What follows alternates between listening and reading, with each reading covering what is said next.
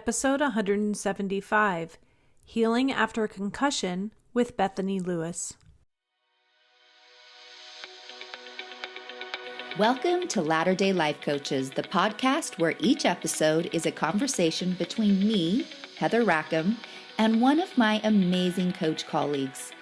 Each coach here is a member of the Church of Jesus Christ of Latter-day Saints and a highly trained, experienced life coach making a great impact in the lives of their clients.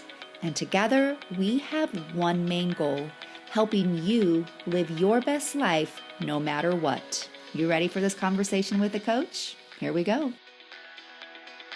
No one likes to get injured, but when the injury is to your brain, it can be a lot scarier and have a lot more unknowns. As you will hear, Coach Bethany Lewis is passionate about helping those who have suffered from a concussion because she is aware that there are a lot of unknowns, and people often don't get the care they need to help heal properly. This is an episode packed with useful information about concussions, as well as an episode that gives hope that a full recovery can be achieved if someone who has had a concussion gets the treatment they need. If you or a loved one has suffered from a concussion and needs help navigating the healing process, you will be in good hands with Bethany. Please seek her out to help guide you to recovery. Enjoy this episode. Well, everybody, welcome to the podcast today. We are glad to have you as always, and I am joined by Coach Bethany Lewis today. Hey, Bethany. Hi, thanks for letting me be here. I am so glad you're here. It's so fun, and I think you guys are going to love today's topic because we have never addressed anything like this before, and I know it from personal experience from people that I love how much this is needed. So before we dive into that though, Bethany, can you share with us and our listeners a little bit about you so we can kind of feel connected in some way? Yes, of course. So yes, I'm Bethany Lewis. I grew up in Delaware and now live in Farmington, Utah, with my husband and 6 kiddos, and they range in ages from 14 down to 3. So they keep us on our toes. I'm also an occupational therapist. I've been practicing since 2009 and was certified through the Life Coach School in 2022. So I've recently just kind of combined my passions for healing and brain health and just helping people and all things coaching into a concussion coaching program where I try to help people manage and understand their symptoms and speed up their recovery and just get control over their lives again post-concussion. So I feel very passionate about getting the word out there because a lot of times people can have had a concussion and not realize it or be suffering unnecessarily from effects of that. So I really love that we get to talk about this today. So thank you so much for giving me this opportunity. Well, I love it too. And I can hear the passion in your voice about it, which is so fun. And like it's funny to me, not funny, but like, it's fantastic that there's somebody in the world who's passionate about concussions, right? It's so random, right? It's so weird, but I really do love it. But it's so common and much more common than we probably even recognize. And so, yes, we need somebody who's passionate about that. I think, yeah. And I think that's part of why I'm so passionate about it is I have worked at a concussion clinic in Provo for 7+ years now. And I had no idea how prevalent concussions were or how much they could turn someone's life completely upside down, and that there was hope for healing and that there's just not a lot of information out there about it. So I think that's why I'm like, I see people get better from them who have been just lost in the shuffle of the system or just not been, it's not out there. The news isn't out there yet that there is healing and there's hope. And I'm just barely starting to like hear more about it. And I think that's really important. And so anyway, I think that's why I get so excited about it. It's just, I know there's hope and I know there's not a lot of knowledge about that. So I just want to let people know. Yeah. And that goes hand in hand, right? Hope and knowledge. We need them. We need the knowledge to recognize the hope. And so, okay. I can't wait to help people have more of that knowledge so that they also have access to more hope in that regard. Everyone has probably heard of a concussion, right? There's a lot of talk, and there has been more talk about it the last, handful of years. and they know it's a brain injury, but can you tell our listeners what can cause a concussion and how somebody knows that they have a concussion? Yes, great questions. So yes, a concussion is a brain injury, and it's when you talk about traumatic brain injuries, there it is on the spectrum of that. They call it a mild traumatic brain injury. It does not feel mild a lot of times for people, Right. but it's not on that moderate and severe end, but it is considered a traumatic brain injury. So if you've had a concussion, it's not just a concussion, which is what people usually think. And I think, yeah, that's another. Let me ask you this really fast. Sorry, let's not lose our train of thought, but is there varying degrees of concussion? Like, are there some concussions that are considered more traumatic than others, or does it just go into then being called a traumatic brain injury versus a concussion? Does that make sense? Yeah, no, that does make sense. And if it's a concussion, it's called a mild traumatic brain injury. Okay. But within concussions and within that, mild traumatic brain injury label, there's a variety of different ways that it can present and severities within that. Okay. And most people, thankfully, recover from a concussion. And I think that's part of why it's like people are like, oh yeah, you just had a concussion, it'll be fine in a little bit. And that's what people are usually told. But, and I'm trying to remember the statistics, I've heard different things, but we'll say 30% of concussions turn into lasting symptoms. And it may be more than that. Like it can turn into what's called post-concussion syndrome, and it can be lingering effects for a very long time, for years even. And again, it can be cured, it can be healed from, but it's not going to do it on its own. And so things need to happen to make that get better. Okay. Yeah, that totally does. All right. So did I sidetrack where we were going before? No, you're good. So yeah, I think just knowing that it is a mild traumatic brain injury, so people can look for resources if they're struggling. There are resources out there, and you can look for like the brain injury associations or local support groups for brain injury. Concussion will be included in that. So I think that's important for people to know. And how you can get one, there's so many different ways. Something that's really interesting and important to point out is that you don't actually have to have hit your head to get a concussion. The way that it happens is your brain gets jostled around inside of your skull, basically, and shearing can happen, and then inflammation. It's an injury to the actual brain tissue, but you can obviously get it from hitting your head, but it can come from whiplash or just, your body and head stopping faster than your brain can adjust. So it's like, yeah, so it doesn't need impact is what you like. It doesn't need like an external impact. It could happen from. Yes. And I think that can throw people off too, because they can get in an accident. And this is the other thing that's so crazy is the severity of the impact or non-impact doesn't necessarily equate to the severity of the concussion. Okay. Like you can have everybody in the same vehicle get in an accident, and some people may hit their head, some people may not, and they all will have different degrees of injury, or even not. Like some people walk away and be like totally fine, and someone who again hasn't hit their head could start noticing all these symptoms and being like, what is wrong? I didn't even hit my head. Like, how is this possible? And it can be severe. It can totally like turn their life upside down, and it doesn't seem to match the incident initially. So again, I think that's important. That's interesting. I hadn't really thought about that. Yeah, so fascinating. And it can come, I see people with various sports injuries, skiing, gymnastics, soccer, like all of the things, obviously football too, bike or car accidents, domestic violence, bomb blasts in the military. Again, that's not necessarily an impact. It's just like the bomb itself falling down. Like there's just all kinds of ways that people get them. But yeah, it's a hit to the head or whiplash kind of experience usually. Okay. Thank you for educating us on that. There's things in there that I didn't recognize, and I'm curious, do they know, this is another side note, I'm going to probably side note us out of this conversation. Do they, like you said, people react differently?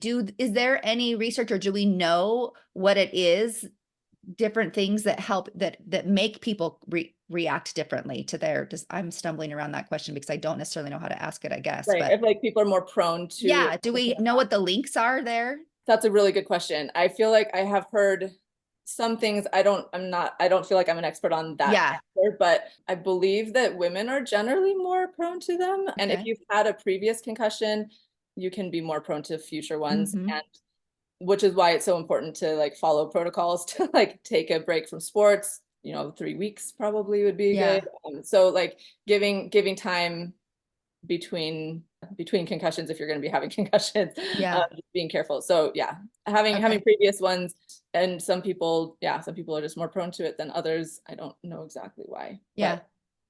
but yeah, that's Okay. a really good question. And if you want, I can share some of the symptoms that people experience, that how they can know if they've had concussions. Yeah. I think that'd be great. Okay, so I'm just gonna list them out, and then I can maybe give some examples. I think this is important to see how it plays out, because a list of like symptoms isn't necessarily gonna hit people the right way, Yeah. but hearing how it affects someone's life and how it plays in can be For important. sure. But I do want people to know what the symptoms are, because they may be listening and think, oh my gosh, yes, like that, yes. And again, not everybody will experience all of these, and some will have them to different degrees, but these are all possibilities, and some of them may be surprising because, again, not everybody knows what an impact a concussion can have. So some of the obvious ones are, balance can be off, dizziness, nausea, sleep can be challenging, like whether it's getting to sleep or staying asleep, headaches, brain fog. People can get light and noise sensitivity, this might be surprising to people, but a lot of times people can sometimes get diagnosed with ADHD following a concussion, because all of a sudden their focus and attention is just out the window. Anxiety and depression definitely happen. Emotions get messed with. They can either be way more emotional, cry at all of the things, or have zero emotion and feel very like removed from everything. They can be really irritable. There can be visual issues happening. So again, that light sensitivity, but also reading, you can get kind of blurry or double vision. You can have trouble with driving or watching screens or fast moving objects or shows. There you can have slower processing speed, memory issues, word retrieval, understanding and processing words and language can be challenging. Really extreme fatigue, like doing anything that was not hard in the past can all of a sudden just wipe you out. And then other executive functioning skills like decision making, that was really interesting to me to hear. Like literally not being able to choose between a sandwich and a banana, like really, really hard. Like even the simple things that seem insignificant, that decision making initiation process can be so hard. Planning things, packing a suitcase, all of a sudden impossible. And then they can withdraw because of all of these things. A lot of times people withdraw socially and kind of turn it into themselves, and it can be really challenging, obviously, for the person and for their family, their support system, who all of a sudden are dealing with, it's a lot. It can impact everything. Yeah. Sounds like it. And obviously, like not everybody would experience all of those, but the more that you would experience at one time, the more frustrating that would feel too, right? Like it's hard if just one thing has changed for you, but when you stack it all on. Yes, and especially because a lot of times people are told it's just a concussion, you'll be fine in a couple weeks. And then when these things keep happening, and not all of these things happen right away as well. That's an interesting point too, is you can get like, sometimes things will show up later, and then you're like, you wouldn't necessarily associate it with the brain injury or the concussion, which again, people don't even recognize as a brain injury sometimes. Right. And so, yeah, it can be very confusing and disorienting, and you're dealing with all this stuff and you don't even know why. So it's important for people to know. Yeah. Well, and even things. you just saying like the common phrase that we hear, it's just a concussion. The word just in there automatically makes you feel like, oh, I'm just being a whanny, or there's some, I just need to buck up. And yes, thank you for saying that. I think that I hear that all the time too, is people are like, I just feel like I'm lazy all of a sudden, or I'm crazy. Like, can this possibly be associated with this? Another thing that I didn't mention here is the nervous system gets very dysregulated. And so that can cause things like stomach issues or hormonal changes, or like the brain impacts everything. And so when it gets damaged, you just don't know what kinds of things might come up from it. And I don't want to scare people with that, but I just want you to have people open their eyes to the fact that, it is possible that now that you're like, your nervous system is dysregulated and things are off, your temperature regulation could be off, and you could start sweating when you've just been sitting on the couch not doing anything. Like there are things that happen that are real. It's real. You're not crazy. You've just had a concussion. So I think it's really important to put that out there. Yeah, the awareness of just being able to recognize something and like, oh, and it's okay, right? Like this is happening. And like it gives us the opportunity to have some compassion with ourselves, but also for the people in your life as well, right? I mean, like I've had a couple of kids with here I am saying just like with some minor concussions. And I know for me, I'm like, oh, buck up, you're going to be, so I think it's good for both sides, both parties, the person who is suffering from it and those that are their loved ones, to have some compassion and some awareness around it. Yes. And I'm so glad you brought that up, because I think this is something that I hadn't planned on saying, but I think is really important to put out there for the caregivers, the people who are loving and supporting this person dealing with this. One, it's a huge change for you too. So have a lot of compassion for yourself as you're managing all of this and trying to support them. But one of the things that I think can be really, really helpful for someone is to believe them. Like you said, maybe the natural reaction is like, buck up, you're fine. Like you're making this up, or it can't be this. And they get that from doctors. They get that from people all over the place, just not believing them. And it's so frustrating. But believe them, or at least be open to the possibility that what they're telling you they're experiencing could be true. And then research it, like look into it and help them find resources and be an advocate for them, because sometimes they're not able to do that for themselves. So I think that's really important. Yeah. As well as, again, have compassion for yourself, take care of yourself. This, again, can change everything for somebody, and it changes everything for all of the people in their family. Yeah. So it is really important to be caring for your and the other family members' mental and emotional health as well, while dealing with this. So for sure. Okay. So we've kind of given some awareness to the things that the symptoms that they could see, the things that they might be experiencing. How do you help individuals manage those symptoms associated with concussions? What do you do? That's what people want to know. What do we do about this? Yeah, it's such a good question. So I think a huge part of it is just helping people to understand that they're not crazy, that this is real, this is valid. And like that alone can be really validating. I see that all the time at the clinic that I work at, which is Cognitive FX, by the way, in case people are looking for a clinic. Cognitive effects, is that what you said? Okay. Yeah, in the letter F and X at the end. Okay. So, but and I think that there will be a link in the show notes for this as well, or for their website. But I see that all the time as people come in and all of a sudden they're around other people who have experienced it and understand it, and the medical professionals there are believing them and validating them, and that's huge. So that's one of the things that I definitely can offer to people. And then we work on things like nervous system regulation. Again, when the nervous system is out of whack, everything gets thrown off. And so that's kind of where we start usually, is making sure they learn how to help their nervous system calm down. Okay. A lot of people can get stuck in the hyper aroused state, that like fight or flight kind of sympathetic state, where they're ready to they're tense and anxious and irritable, like all of those things. So we work on that. We talk about a gauge system pacing, like really understanding what their body, like what their symptoms are, what things trigger them, how to recognize when they're getting overstimulated or whatever, and knowing like when to take rest breaks and what kind of rest is most effective in helping to de-stim. And then there are some cognitive and physical exercises and things that we can do.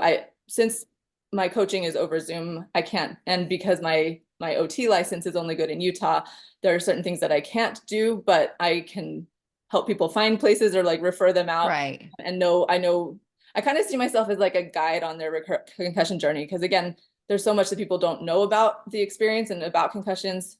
So I like to like help people along the way with that, but also let them know, okay, yeah, this kind of treatment might be effective for you. You should look into this. So kind of offering suggestions and referrals. So that's there are things that you can physically and like do exercise wise, cognitively for your vision and your vestibular system, all of those things. But again, and then really there's so much that is part of like the mental and emotional components of this injury. Yeah, I was just going to say, recovery. like, you can, those things like your OT license is more like specific to probably the physical side of things, but the coaching side of it is it really helps with the emotional.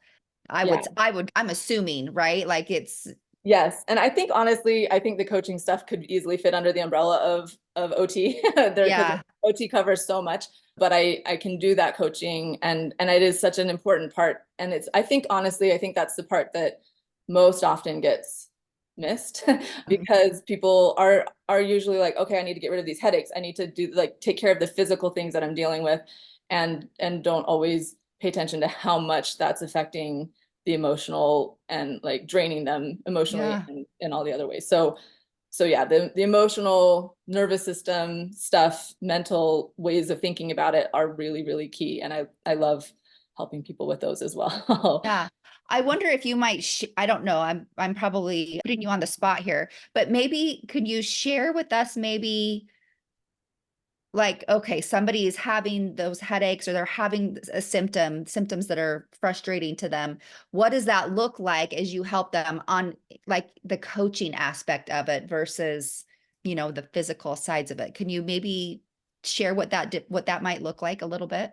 Yeah. So let me actually, if it's okay, I'm gonna pause that answer and share what it might look like for someone. Like, Okay. because let's say that they wanted to go to dinner with some friends, but they went or they went to a party or something, and it was just a really hard experience for them. They only lasted 20 minutes and then they had to go home and they were on the couch the entire next day or something. Like it can be Mhm. that dramatic. And the reasons for that is like conversations can be exhausting. They can't follow the conversation. And so because their attention is gone, their processing speed is slower, they have that aphasia where they're having struggles understanding words, and then they feel dumb because they can't get the words that they mean out. There's a lot of like emotional pressure there. There's overstimulation from the crowded, noisy environment. So that light and noise sensitivity, their balance could get off and they might feel uncomfortable that way. A lot of things that are setting their their nervous system into high alert, like I'm not safe. I can't handle the things that are coming at me. And then they can be more emotional again, like really irritable or get angry easily or cry easily, and that's embarrassing, or they may be afraid of what they might say. So there's like so much physically, emotionally, mentally to just having a conversation that they don't even realize. And so then they come home and then somebody will ask them to come out the next night and they'll say, no, I can't. And they'll be like, well, you went out with those guys last night. What's wrong with you? Like other people don't understand. And it can be really, really challenging. And Yeah. so we would talk about, what happened. I just want to help them understand, okay, this is why this is happening. You're not crazy, you're not dumb, you're not like, it's okay, like working on that self-compassion piece. And then talking about, okay, like let's discuss what was happening with your nervous system. Like I want to explain how the like general overview of how the nervous system works and what things can kind of trigger you up into the hyper aroused state, what things you can do to help calm yourself, like when what are your trigger symptoms if you notice your eye is starting to go numb or you're feeling like some specific thing. A lot of times people have a specific symptom that is like, okay, I've pushed too far and I'm about to crash, and like this is my stopping point. So like let's figure out what those are. Let's figure out how to recognize when you're starting to get to that point, and what strategies can we come up with to deal with it in the moment, or do you just need to go home? Like what, anyway, kind of like strategizing, planning through so that they can try to expand what they're capable of. And really a lot of times people go through this, like they call it sawtooth thing, like they'll feel okay, and so be like, oh my gosh, I'm okay, I'm going to do all of the things, and they'll like push themselves really hard, and then they will completely crash, and then they'll be out for a while, and then they'll feel better and be like, oh my gosh, I'm finally feeling better, now I have to get everything done. And it just like it's a cycle of like push and crash, push and crash. Mm-hmm. And so if we can get out of that and help them recognize, all right, let's figure out where you are, like take the breaks, and that can expand their capacity and they can do more, even though nothing underlying has necessarily been fixed at this point yet. So that's kind of where we would start. Yeah. Really Yeah, important. that is a great example and very everyday life. I really loved the phrase when you said help them expand their capabilities. Because I think, isn't that what we're all, I mean, that's just what we're all doing in general in this life, is trying to expand what we are capable of. And I love that we get to, and I love that I could say this here in this space because we have a religious audience, but we all know that when we partner with our heavenly parents, we are capable of so much more in our life, but also knowing that we get to put forth some effort there too, right? They love effort, and that's probably exhausting when you're suffering from symptoms of a concussion, but no matter how small or how big, it's effort, and they multiply those efforts. And I don't know, that expanding what we're capable of is something that just speaks to me always. I love that. And I love that you brought that point up, because I think something that I do a podcast and I interview people who've had interview professionals who work with people with concussions and interview people about their concussion experience and recovery. Like, again, I want to get hope and knowledge out there for people. Yeah. But one thing that I hear constantly, and it never ceases to amaze me and inspire me, is just as hard as this is and as like painful and depressing, like suicidal thoughts are not uncommon. Like it is hard. It is so hard. But people who have some, some space, or, have, when it's not brand new, a lot of times they look back after, healing and recovery is happening, and they look back and they say, I would not want to go through that again. I wouldn't wish it on my worst enemy, but I wouldn't change anything. Like who I've become, people I've met, what I know now, and who, like, yeah, that increased capacity, not only just to go through my day, but in understanding and empathy and all of the things, like I wouldn't trade that for anything. And that always just like hits me hard. Yeah. It's amazing. And it is a beautiful thing to see how God works in our lives, even in these hard trials, to make something beautiful, beauty from ashes, right? Like it's Yes. real. It's so true. Yeah. So, It is true. Very true.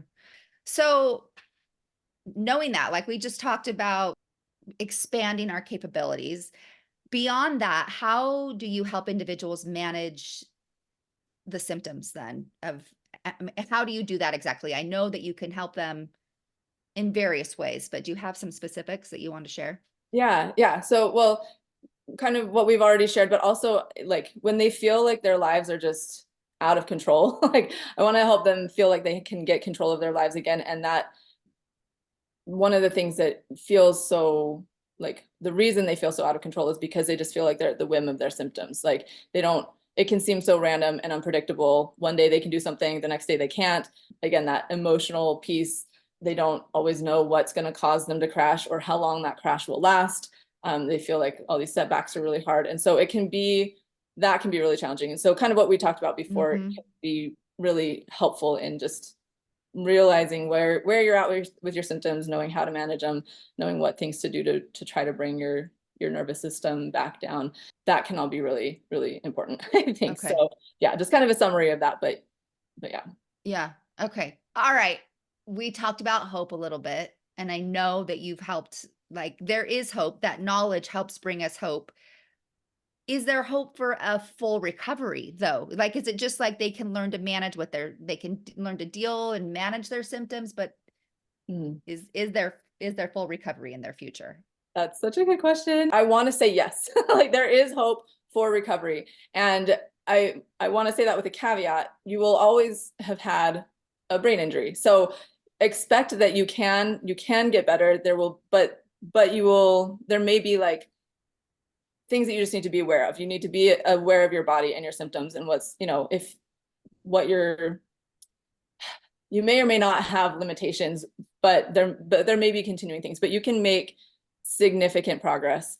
And that's something, again, that a lot of the medical professionals out there currently and in the past, it's just like, okay, this is your new normal, get used to it. And the ways that people, the therapists and people help with that is like, okay, let's help you manage your symptoms. Let's just do the compensatory route of like helping you deal with what it is. But you can actually get better from these things. And a lot of, it's just fascinating. The things that a lot of that, like underlying systems get disturbed. So the visual system, the vestibular system, auditory processing, the nervous system stuff just gets thrown off.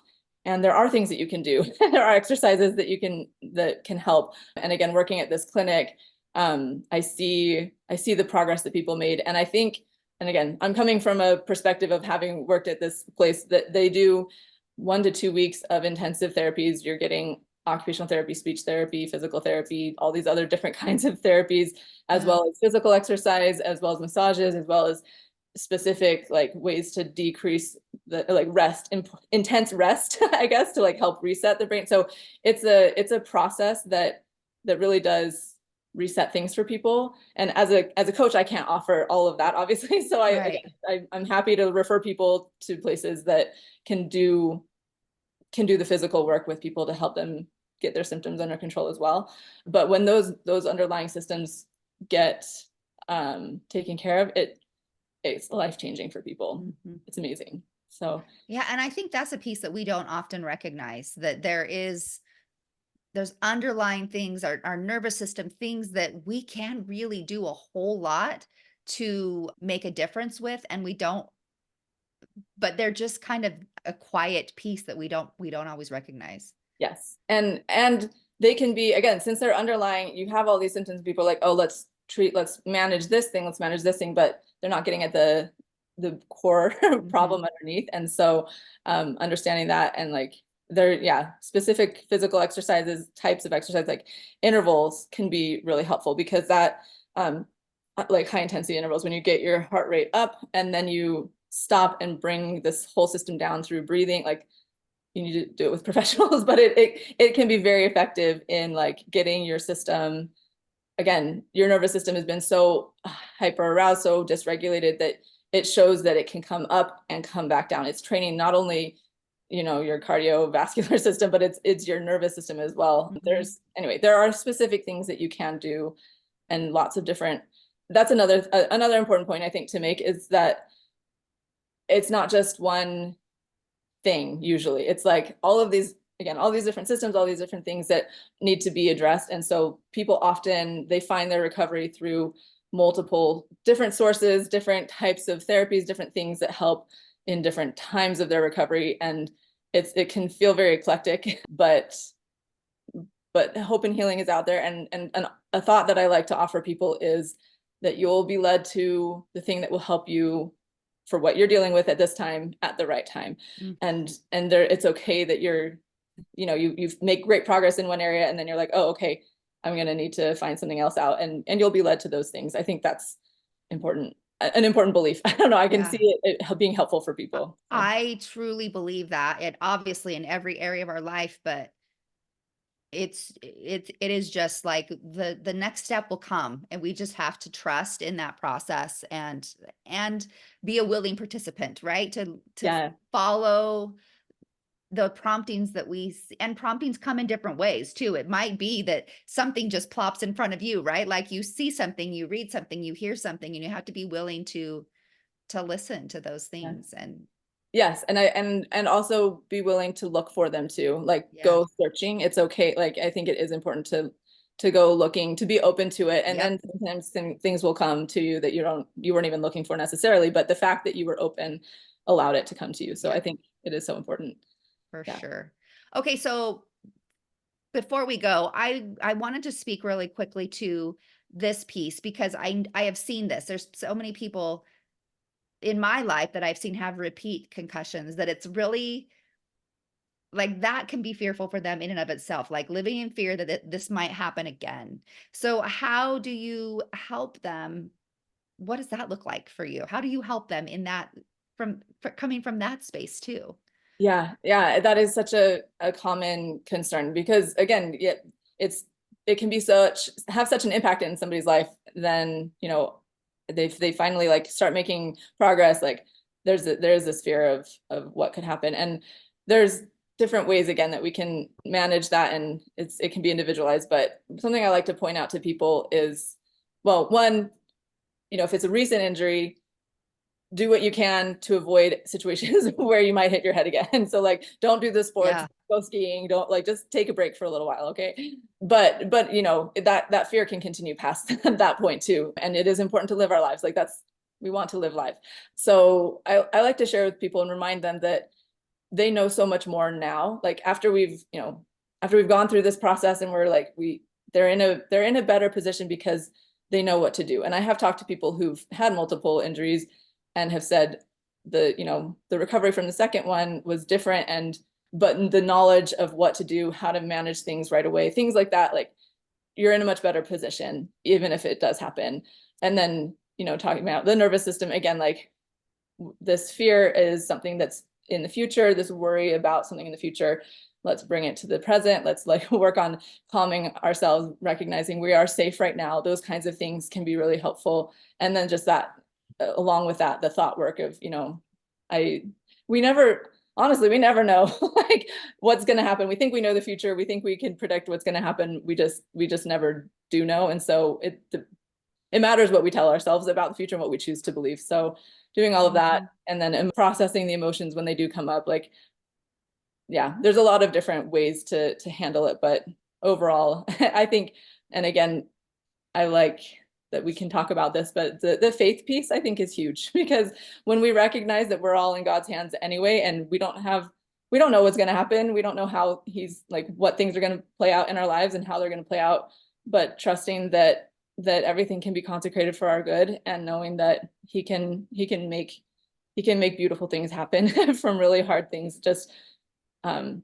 that also he can protect us as well. Like I think there's that piece for me feels important and very peace filling. But again, and it doesn't matter. It's okay if people aren't there yet or can't believe that right now. That's okay too. But I think just knowing that we have things can work out. It'll be okay, even if it doesn't feel okay right now, is important. Oh, so true. I think anytime that we can, there's a lot of suffering, right? There's a lot of suffering that takes place in the world. And I'm sure that people that are experiencing concussion symptoms feel a lot of suffering as well. But suffering can be not eliminated, but it can look very different when we can put purpose, and purpose is maybe the wrong word, but when we can provide some purpose to that suffering, it changes it a little bit from something that is just outside of our control to something that I have control of this piece, that I can provide some purpose to what I'm experiencing right now. And even if that's just expanding my capabilities, even if that's just showing me what I'm capable of, that shifts suffering to something a little bit more meaningful. Yes, you said that perfectly. And that's something that comes up a lot when I talk to people, as I ask them, what have you learned from this experience? And that those words purpose and meaning are key. Like that is, when I've talked to people, members of the Church of Jesus Christ of Latter-day Saints or not, like that is a theme among those who I see as handling it really beautifully, is they look for that purpose, and that's what gets them through. Is like there's meaning here. There's a reason, even if I don't know what it is, something good will come of this. And a lot of times people turn around and like use their experience to help other people. And that's a beautiful thing too. So yes, purpose and meaning, if we can believe that there is purpose and meaning in it, that changes. It does change the experience. Yeah, for sure. Okay, Bethany, you've shed light on some really important things and some really a topic that's not given a whole lot of airtime in the world. So I'm glad that we can bring a little bit of that here. Before we go, can you share with people where they can find more of you? Yes, yes. So the podcast that I mentioned is a great free resource. People can listen. I love interviewing people, talking to people, and getting, again, that information out there. And there's some really good quality information on there. Not from me and my brilliance, but from other people that I've talked to. I get to talk to really smart people, and I love it. Oh, I'm sure that you provide plenty of brilliance there, but yes, it's always awesome when we get to hear from people. Yes, it is. It's so good. And I've been so inspired by so many people. So that is called the Concussion Coach podcast, and it's on all of the major podcasting platforms and on YouTube. And then I have Instagram and Facebook, all just the Concussion Coach. And then I have a website, theconcussioncoach.com. I do a free consultation. So I love it when people take me up on that, even if they don't end up doing the program or anything. I like to just, again, offer people hope and let them try to offer them something valuable in that 30 minutes just to validate. And And there's so much that can happen in 30 minutes too, right? Like we think that's just not much time, but there's I think some of the most important work that I've done in my life with another coach, with a coach that I have hired, has been really fast pieces that I've taken with me from a short session. So I think there's a lot of things that can happen there. Can be good for sure.